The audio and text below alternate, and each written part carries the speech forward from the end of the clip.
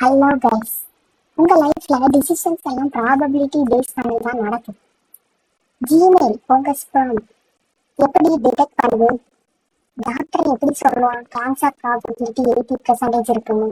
Netflix எப்படி correct மூவியை recommend பண்ணுது? இதெல்லாம் ஒரு சிங்கிள் தியரம் யூஸ் பண்ணிதான். அதுதான் பேஸ் தியரம்.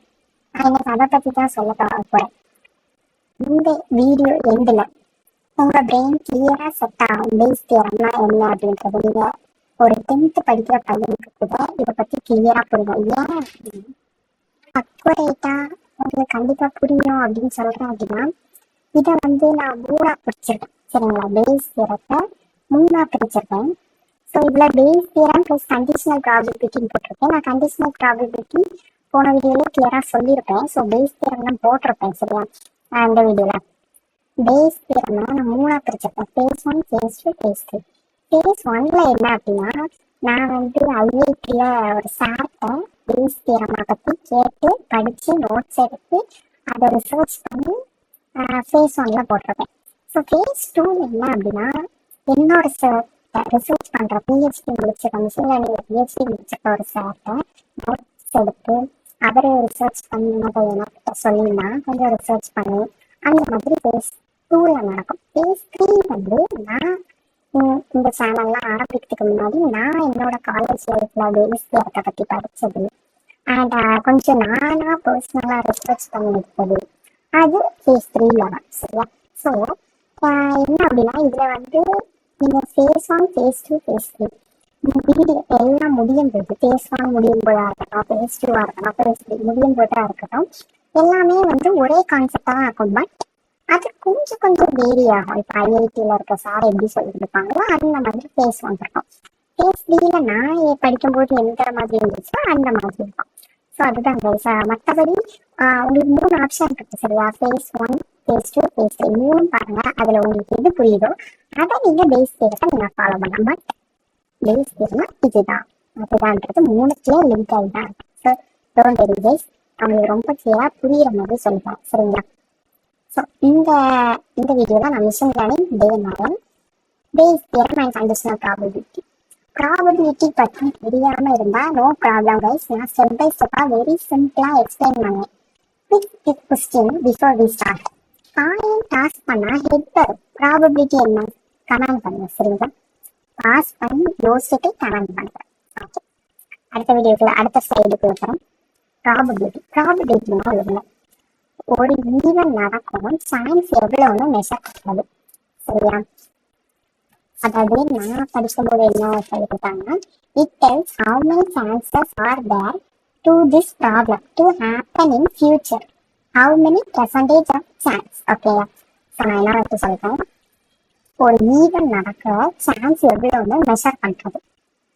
ஃபார்முலா வச்சு சொல்லணும் அப்படின்னா, P of U favourable outcomes plus total outcomes. Coin toss பண்ற ஒரு எக்ஸாம்பிள் சொல்றேன். ஹெட்டை டாஸ் பண்ணா, அதாவது ஹெட் வர சான்ஸ். சரியா? ஒரு காயினை டாஸ் பண்ணா ஹெட் வர chance favourable 1, total 2. So P of head so P of head equal to 1.2. இதை ஈக்குவல் டு போட்டு 0.5 அப்படின்னு கூட சொல்லலாம். நான் 0.5 எழுதுறேன். அதாவது 50% சான்ஸ். சில கொஸ்டின்ல பெர்சன்டேஜ் கேட்பாங்க. ஸோ அதுக்காக நான் சொல்றேன் 50% சான்ஸ் கூட சொல்லலாம். ஓகே, இப்போ ரெண்டு இம்பார்ட்டன்ட் பவுண்டரிஸ். சரியா? P equal to 0.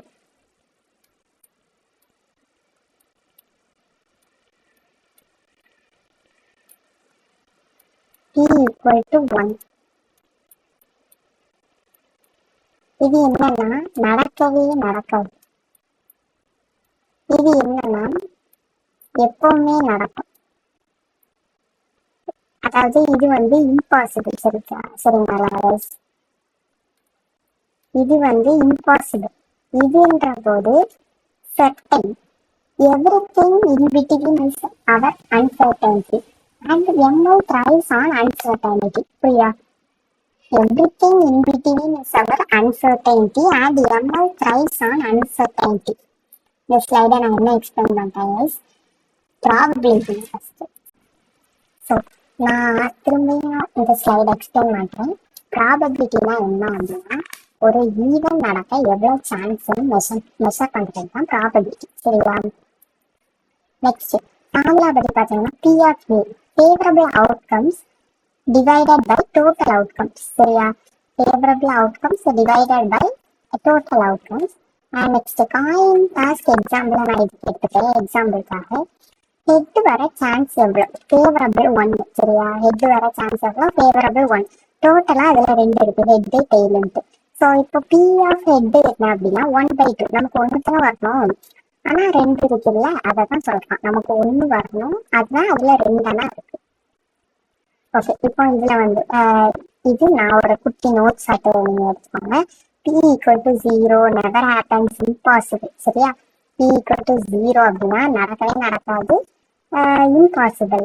P 1 இருந்துச்சு அப்படின்னா நடக்கும், அது எப்பவுமே நடக்கும், நடந்துகிட்டே இருக்கும். அதுதான் சர்டைன் சொல்றாங்க.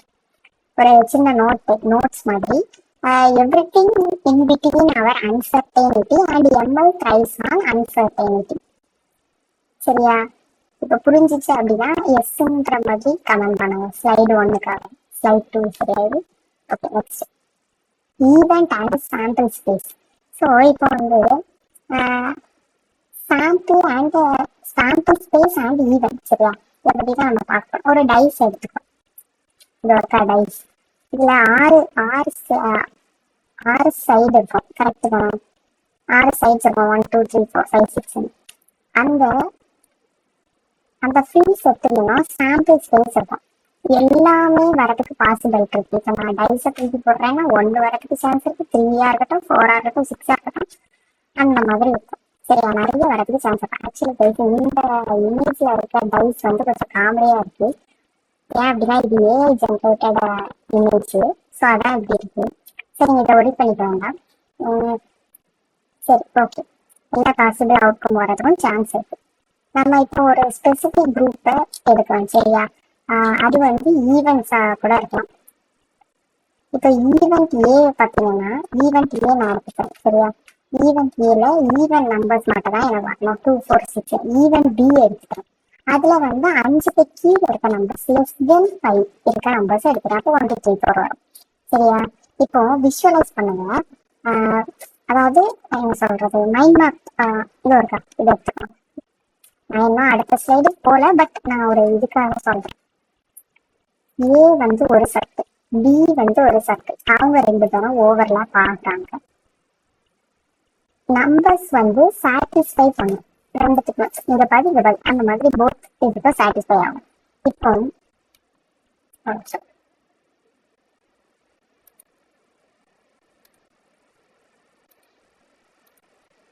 இப்போ என்னோட இது படி என்னன்னா ஏ யூனியன் இன்டர்செக்ஷன் பி என்ன அப்படின்றது என்னோட கேள்வி.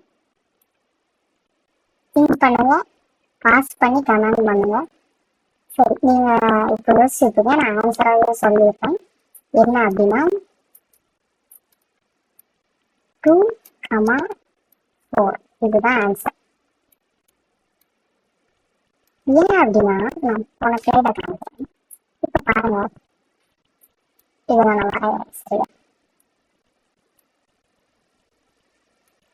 இது ஏ அண்ட் இது பி. ஓகே, ஸோ இப்போ பாருங்க, நீங்கள் அந்த டயக்ராம்குள்ளே போக வேண்டாம். இதையும் பார்த்துப்பாங்க. இந்த 2லையும் காமன் இது 2 இருக்கா, இந்த 2 இருக்கா. ஸோ இது இருக்கா 2, இங்கே 2 இருக்கா. நெக்ஸ்ட் 4 இருக்கு, இங்க 4 இருக்கா, இங்க 6 இருக்கு, இங்க 6 இல்லை. ஸோ ஆன்சர் அதனால தான் கடைசியில் நான் வந்து 2, 4 அப்படின்ற மாதிரி சொன்னது. 2, 4ன்னு சொன்னால, ஸோ நான் அதை மீன் பண்ணா 2, 4ன்னு சொன்னேன். ஓகே, ஃபர்ஸ்ட் நீங்க கமெண்ட் பண்ணுங்க, இது உங்களுக்கு புரிஞ்சுச்சான்ட்டு.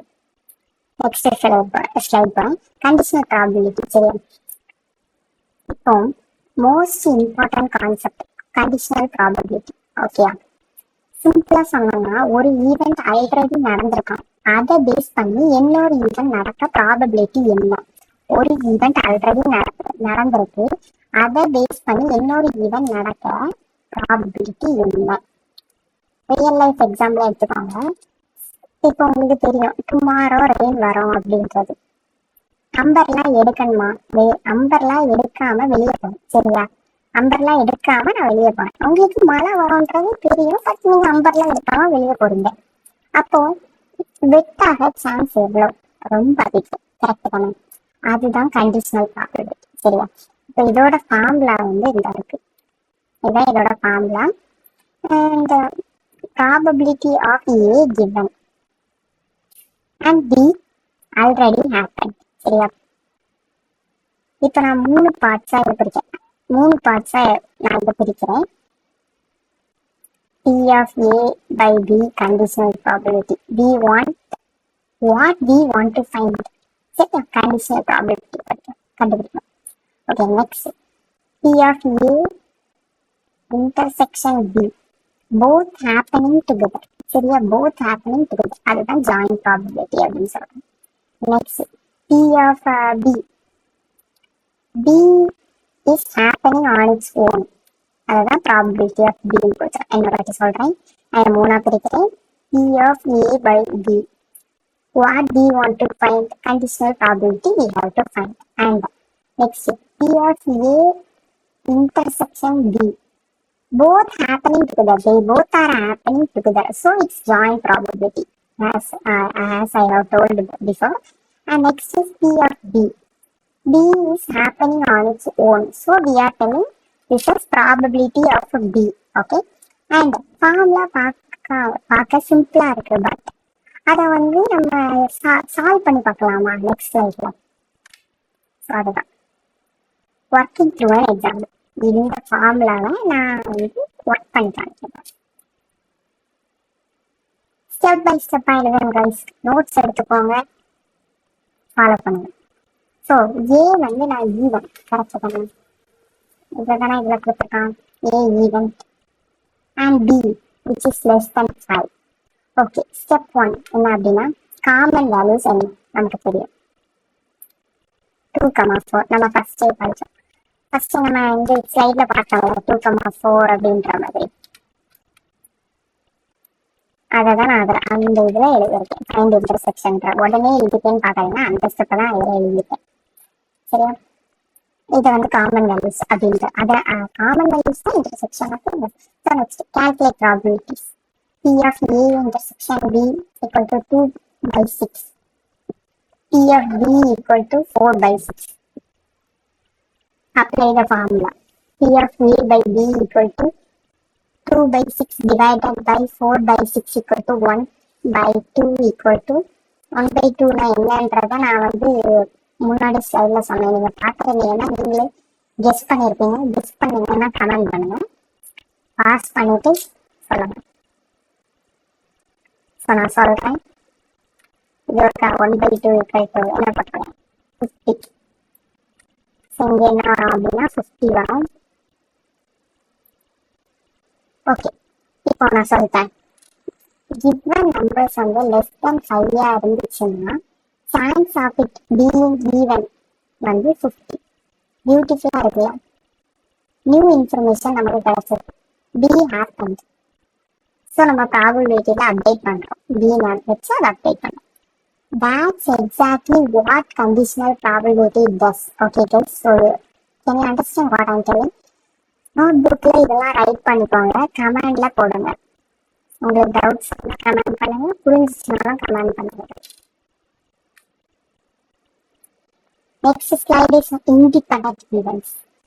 ஸோ இதை வந்து ரொம்ப ஃபன்னாகவும் இருக்கும், ரொம்ப சூப்பராகவும் இருக்கும் கைஸ். ஆனால் இது ஒரு இம்பார்ட்டண்டான விஷயம். நீங்கள் பேஸ் தியரமா கண்டிஷனல் ப்ராபபிலிட்டி படிக்கிறீங்கன்ற போது ஆக்சுவலாக பேஸ் தியரமா 2 பிரிப்பாங்க கைஸ். இப்போ சொல்லணும்னு சொல்றேன், பேஸ் தியரமா 2 பிரிப்பாங்க, conditional probability as well as independent event. Conditional probability முடிச்சிட்டோம், நம்ம இப்போ இண்டிபெண்டன்ட் ஈவெண்ட்டை பற்றி பார்க்கலாம். Now independent event. Okay, 2 events are independent then once event result does not affect the other. Okay. Two events are independent if the occurrence of one does not affect the probability of other. நான் சொன்ன டெஃபினிஷனை விட இது ஈஸியாக இருக்கு. So நீங்கள் இந்த இதே படிச்சுக்கோங்க. ஓகே, நான் இப்போ ஃபார்முலாக்கு வரேன். டூ காயின்ஸை டாஸ் பண்ணுறேன். சரியா, ஃபர்ஸ்ட் காயினில் ஹெட் வந்துச்சுன்னா அது அஃபெக்ட் செகண்ட் காயின் அஃபெக்ட். அதாவது நான் 2 காயின்ஸ் டாஸ் பண்ணுறேன் கைஸ். எனக்கு ஹெட் வந்துச்சுன்னா ரெண்டாவது காயினை அஃபெக்ட் பண்ணுங்க. நோட செகண்ட் காயினை கேர் பண்ணவே பண்ணாது. சரியா, ஸோ அதுதான் ஃபார்முலா கொடுத்துருக்கான். இந்த பற்றியா இந்த ஃபார்முலாவில் அதான் கொடுத்துருக்கான். ஓகே, ஸோ 2 ஹெட்டோட ப்ராபபிலிட்டி என்ன அப்படின்னா எனக்கு அதை எப்படி எழுதி காமிக்கிறது? 1/2 into 1/2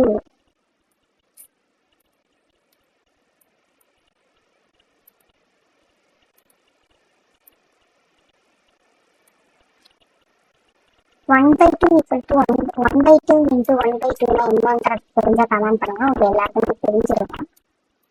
1/4 நான் என்ன கைஸ் கமெண்ட் பண்ணுங்க தெரிஞ்சிச்சுன்னா. 25% கரெக்டா? ஓகே, கீ டிஃபரன்ஸ் என்ன? கீ டிஃபரன்ஸ் சொல்றேன். Independent event does not influence each other. நல்லா பார்த்துக்கோங்க. Event does not influence each other. Independent ஈவென்ட்ல event does not influence each other. Conditional one event directly affect other. One event directly affect the other. Independently, event does not influence each other. So, okay, next slide polama. Okay, a relationship between events. Okay, let's connect everything before base 3. Okay, so joint probability both A and B நடக்குது. அப்போ நமக்கு என்ன வருது? P of A intersection B இது நடக்குது. சரியா, okay. Next கனெக்ஷனை பாருங்க.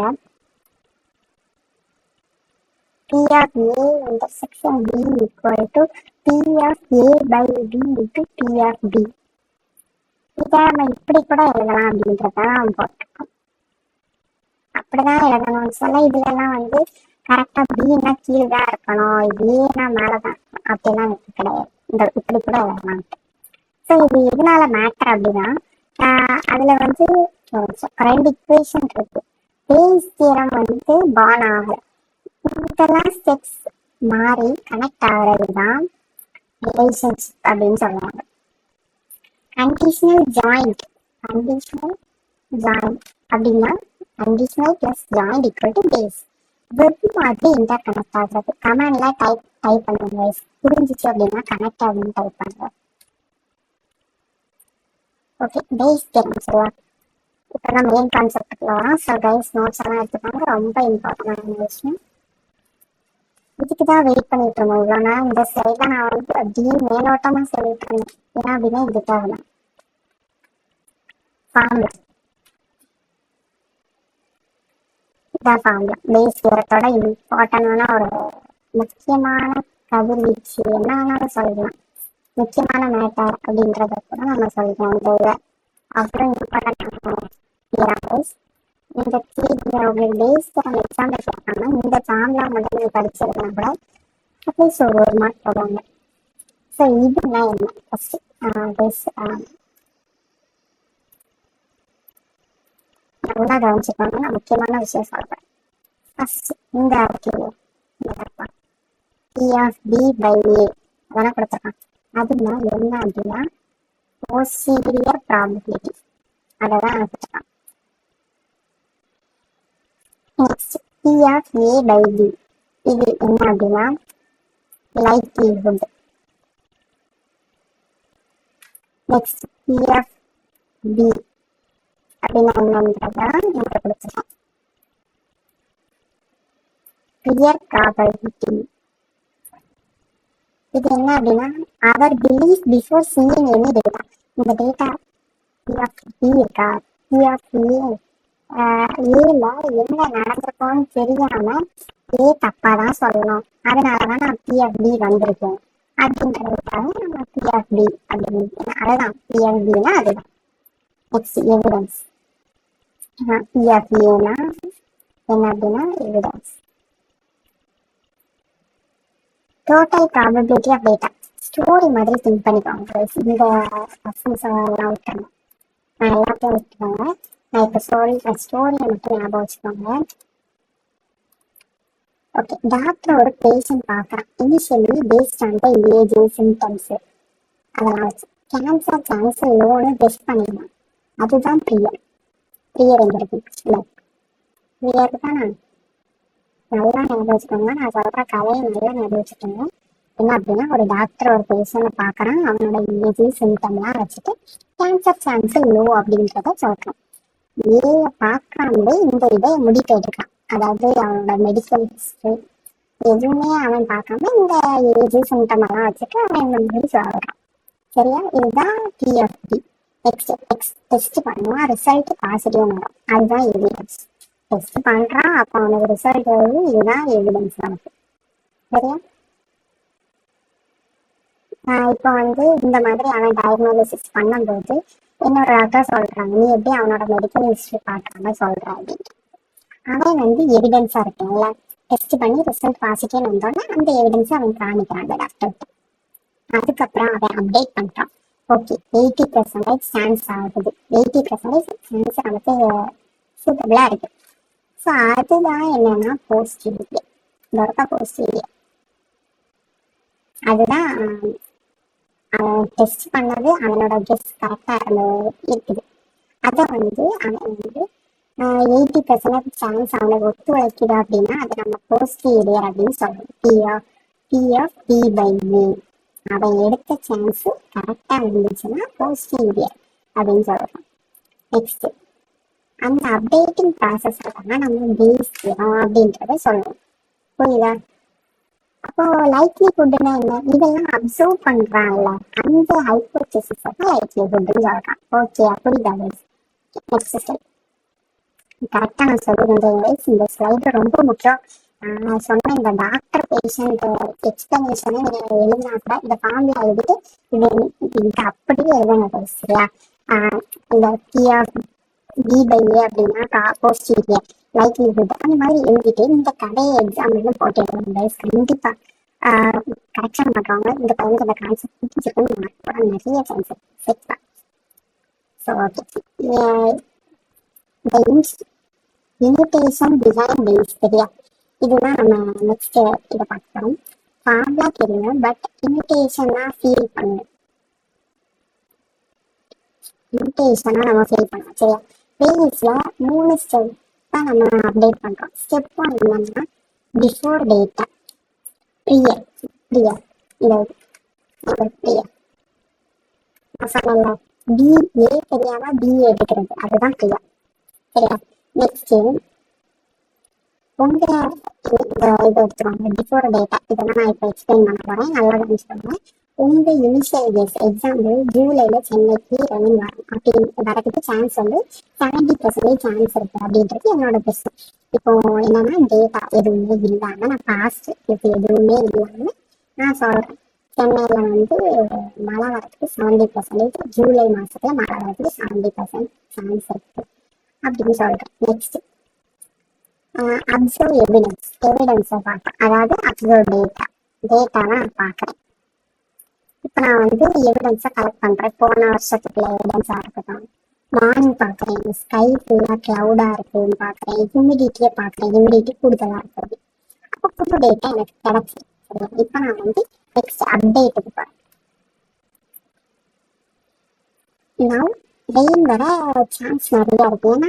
ஏன்னா நான் இதில் தான் சொல்கிறேன்ல, இந்த இதில் சொல்கிறேன்ல, ஏன்னா மார்னிங் பார்க்குறேன். சரியா, க்ளவுடு நல்லா மேகமூட்டமாக இருக்குது, ஹியூமிடிட்டி ஹையாக இருக்குது, போன வருஷத்துக்கான இந்த ஜூலைல என்ன நடந்துச்சு அப்படின்றது பார்ப்பேன். ஸோ அதை வச்சு அப்டேட் பண்றேன். 90% சான்ஸ் இருக்கு சேனல்ல மழை வராது அப்படின்னு போடுறேன். இப்போ என்னன்னா prior plus evidence equal to posterior. அதை நல்லா பார்த்துக்கோங்க.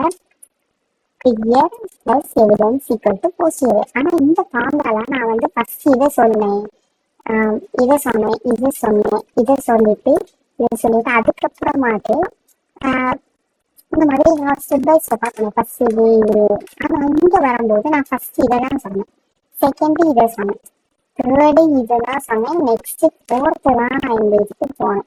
அதுவும் நான் இதுக்கு அவ்வளவா இம்பார்ட்டன்ஸ் கொடுக்கல. இந்த மூணுக்கு நான் இம்பார்ட்டன்ஸ் கொடுத்துருக்கேன். நான் ஃபர்ஸ்ட் இதெல்லாம் சொன்னேன். அதாவது இதா இருக்கா, இதுக்கு தான் இம்பார்ட்டன்ஸ் கொடுத்தேன். ஏன் அப்படின்னா ஃபர்ஸ்ட் நம்ம ப்ரியரை தான் பார்ப்போம், நெக்ஸ்ட் எவிடன்ஸ் போட்டோம்னா அதுக்கெல்லாம் போஸ்டீரியர்லாம் நம்ம அப்டேட் பண்ணணும். இதுதான் ஸ்டெப்.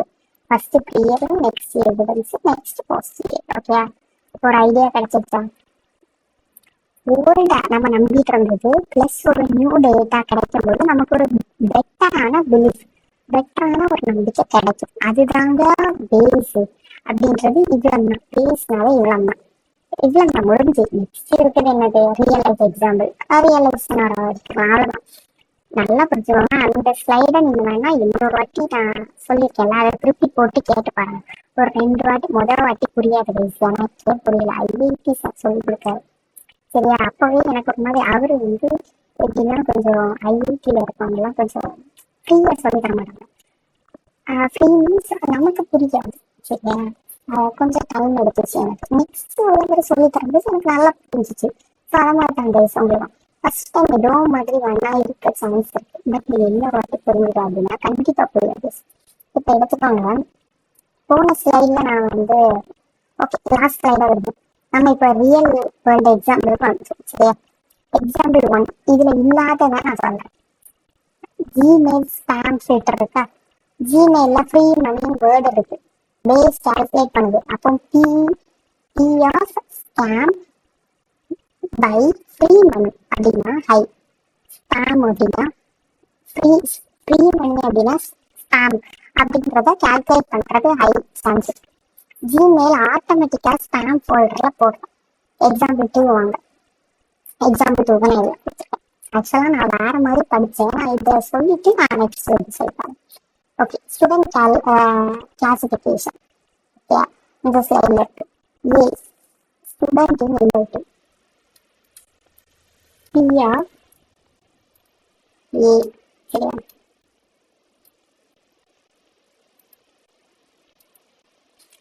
நல்லா பார்த்துக்கோங்க.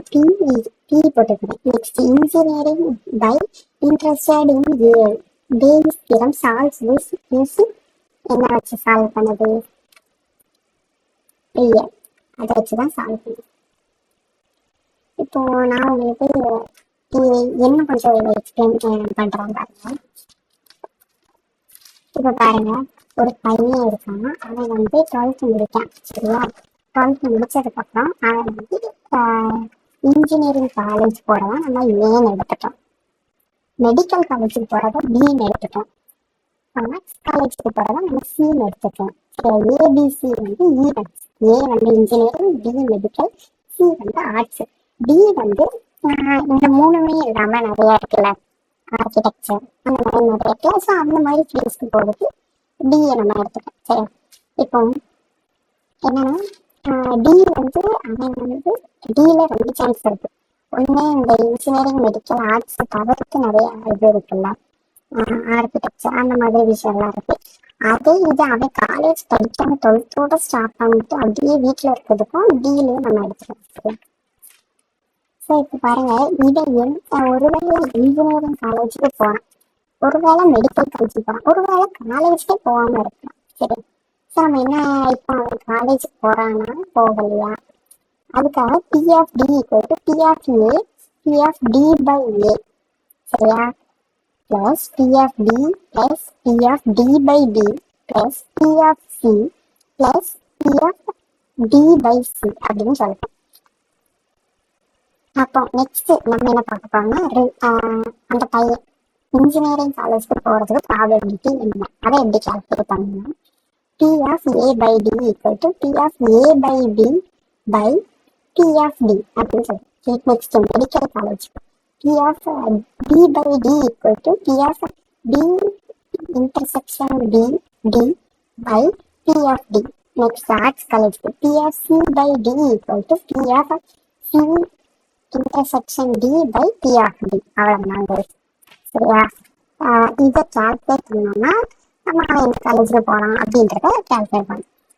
ஓகே, நான் இப்போ இந்த 2 எக்ஸாம்பிள் சொல்லி பண்ணுறேன். 3 எக்ஸாம்பிள் சொல்லி வந்துருக்கேன். ஓகே, நெக்ஸ்ட் மெடிக்கல் டயக்னாலிசிஸ்க்கு வச்சு நீங்கள் ஒரு எக்ஸாம்பிள் பண்ணி பாருங்க. நெக்ஸ்ட் கார்டு டிடக்ஷன் இன் பேங்க்ஸ், அதை வச்சு நீங்கள் ஒரு எக்ஸாம்பிள் பார்த்துக்கோங்க. நெட்ஃப்ளிக்ஸில் ஸ்பாட்டிஃபை ரெக்கமெண்டேஷன் யூடியூப் எல்லாம் இருக்கலாம். அது self driving car detection making, இது எல்லாமே இந்த பேஸ் நடக்குது. ப்ளஸ் மிஷின் லேர்னிங்ல தான் நடக்குது. ஓகேங்களா? ஸோ இது எப்படி நடக்குது அப்படின்றத நீங்கள் பாருங்க. இது உங்களுக்கு நான் வச்சு நான் அசைன்மெண்ட் முடிச்சிட்டாங்க. அதனால தான் இவ்வளோ விஷயம் நடக்குது இல்லை, இந்த நெட்ஃப்ளிக்ஸாக இருக்கட்டும், கார் டிரைவிங், செல்ஃப் டிரைவிங் காராக இருக்கட்டும், கார் டிடக்ஷன் பேங்க், இது எல்லாமே இவ்வளோ முக்கியமான விஷயம் இல்லையா?